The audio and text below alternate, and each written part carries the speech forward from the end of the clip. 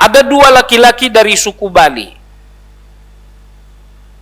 Ternyata suku Bali itu ada di Arab di zaman Nabi.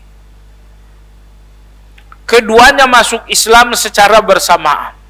Beberapa tahun kemudian lalu matilah salah satu di antara mereka berdua. Setahun kemudian baru meninggal temannya lagi.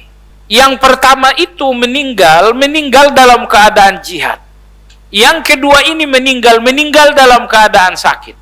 Kalau kita lihat mana yang lebih mulia antara kematian yang pertama dan kedua? Tentu kematian yang pertama lebih mulia karena itu kematian di dalam jihad. Tapi ternyata jamaah sekalian, setelah yang pertama meninggal dalam keadaan jihad, lalu setahun kemudian yang kedua meninggal dalam keadaan sakit, ada di antara sahabat yang bermimpi.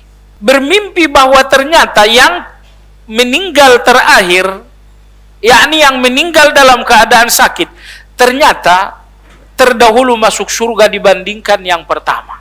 Ya, yang meninggal belakangan ini yang duluan masuk surga. Sehingga mimpi ini menjadi pembicaraan di kalangan para sahabat. Akhirnya Nabi kita Shallallahu Alaihi Wasallam angkat bicara. Beliau mengatakan, apakah kalian heran? Kenapa yang kedua justru lebih duluan masuk surga, lebih mulia daripada yang pertama? Apakah ini sesuatu yang mengherankan bagi kalian? Kata Nabi SAW, tidak ada yang mengherankan. Yang kedua meninggal dalam keadaan sakit. Yang pertama meninggal dengan syahid. Yang meninggal dalam keadaan sakit terdahulu masuk surga dibanding yang kedua.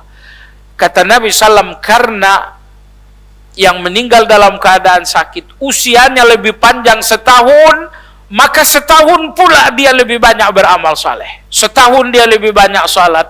Setahun dia lebih banyak menjalankan puasa.